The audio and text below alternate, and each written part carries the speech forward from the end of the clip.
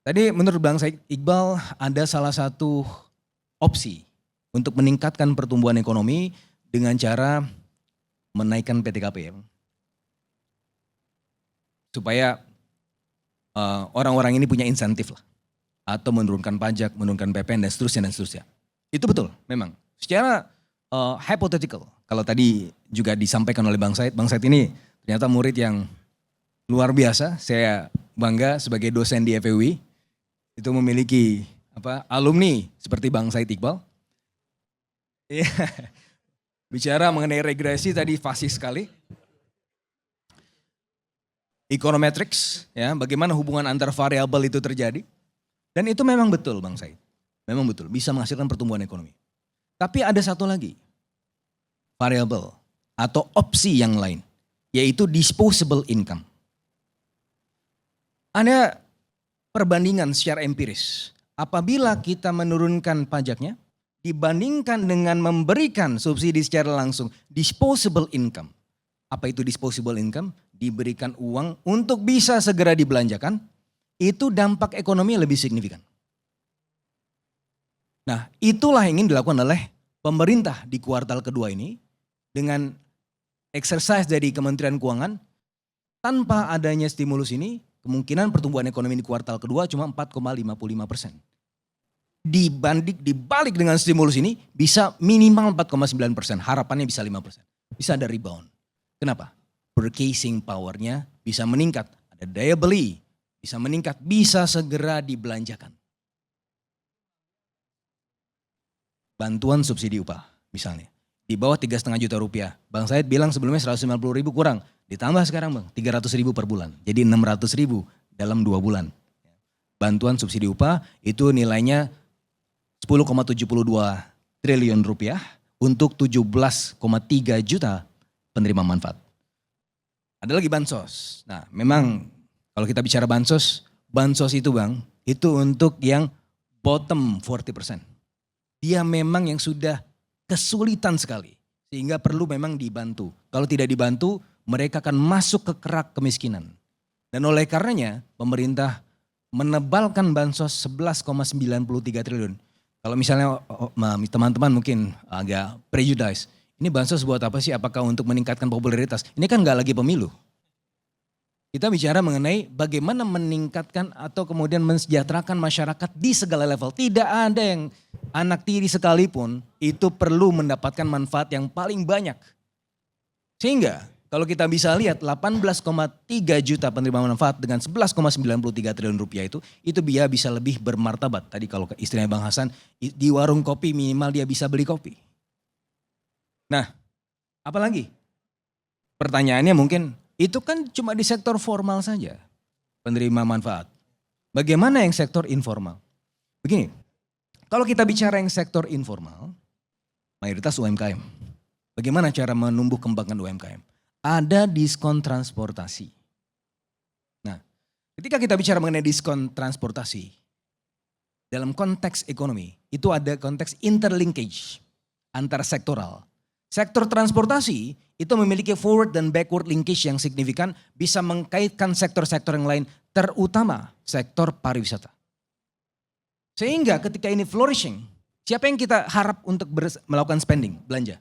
Tentunya bukan orang yang tertekan, orang yang punya uang. Siapa yang punya uang?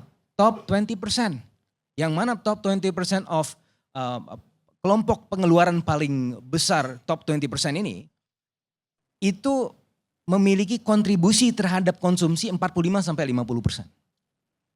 Artinya kalau kita memantik Richard Thaler, pemenang Nobel, dia bicara mengenai nudge, memantik behavior, memantik perilaku. Ini yang coba pemerintah lakukan. Dengan uang yang tidak terlalu banyak, tapi berusaha untuk mengubah perilaku orang, sehingga dia memiliki kecenderungan spending. Dan kalau kita lihat, kalau 20% ini spending, mereka nyaman, mereka mau untuk belanja, mereka mau healing. Ada dampak turunannya terhadap sektor informal. Sehingga we have the whole package dari sektor formal dan sektor informal. Nah, berbicara mengenai pengangguran atau PHK. Memang ini isu yang besar. Dan saya mengakui sebagai ekonom, ini tidak sekedar angka. Kita harus juga melihat realita di lapangan. Tetapi kalau kita melihat angka, Bang Karni, sebenarnya ada perbaikan. Bulan Agustus tahun lalu, jadi angka pengangguran itu di take 2 bulan dalam setahun, Februari dan Agustus. Bulan Agustus tahun lalu 4,91% unemployment rate. Bulan Februari tahun ini 2025 4,76%, turun. Apa yang menyebabkan dia turun? Tadi ada pembicaraan mengenai sektor-sektor. Sektor pertanian di kuartal pertama tahun ini itu tumbuh 10,52%. Dan itu bisa menyerap tenaga kerja. Dan kita lihat korelasinya cukup positif terhadap turunnya angka pengangguran. Nah, tetapi kita sadari bahwa itu saja tidak cukup. Tidak cukup untuk membawa kita lebih dari 5%, bahkan kurang. Apa sebenarnya yang belum optimal? Kinerja sektor manufaktur. Pertumbuhan sektor manufaktur di kuartal pertama 4,55%. Padahal pertumbuhan ekonominya 4,87%. Artinya suboptimal. Sehingga PR kita ke depan, pemerintah akan melakukan fasilitasi industri supaya setidak-tidaknya industri itu bisa tumbuh 5%. Kalau industri bisa tumbuh 5%, maka dia bisa kemudian mengkaitkan dengan sektor yang lain sehingga target pemerintah untuk mencapai target pertumbuhan ekonomi 5,2% itu bisa terjadi. Makanya ada fasilitasi industri. Nah, stimulus ini itu adalah hal-hal yang sifatnya ad hoc. Itu perlu kita akui, Bang Said. Karena kita tidak bisa terus-menerus memberikan ikan. Kita harus mengangkat harkat dan derajat martabat orang-orang Indonesia. Ketika dia bekerja, maka dia bermartabat. Itulah yang ingin kemudian pemerintah lakukan. Mengangkat derajat martabat orang-orang Indonesia. Dan tentu ini adalah isu yang kompleks.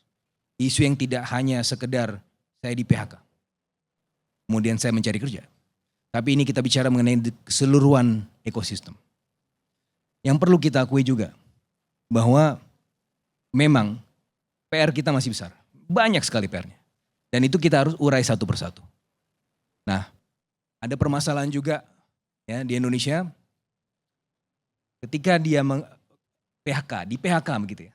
Keluar dari pekerjaan, berarti artinya dia keluar dari pekerjaan di sektor formal. Ada definisi yang disebut sebagai tidak mampu untuk menganggur dan kita akui itu. Tidak mampu untuk menganggur. Apa itu tidak mampu untuk menganggur? Ketika dia di PHK, maka dia akan segera mencari pekerjaan apapun jenis pekerjaannya. Kenapa? Karena kalau dia di PHK, seminggu kemudian anak istrinya tidak bisa makan. Maka kemudian dia masuk ke ojol misalnya. Itu menjadi buffer.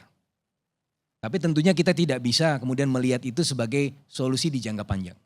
Solusi ke depannya adalah kita mempertebal sektor formal, yang mana sekarang tinggal 40% dibandingkan dengan sektor informal 60%. Kita harus besarkan proporsinya jauh lebih besar daripada sektor informal. Sehingga derajat martabat bangsa ini menjadi meningkat. Tidak ada Mas Eko lagi. Tidak ada Mbak Siti lagi. Mbak Siti ya. Dan tidak ada orang-orang yang tercederai lagi. Artinya anak tiri dan anak kandung itu semua sama. Terima kasih.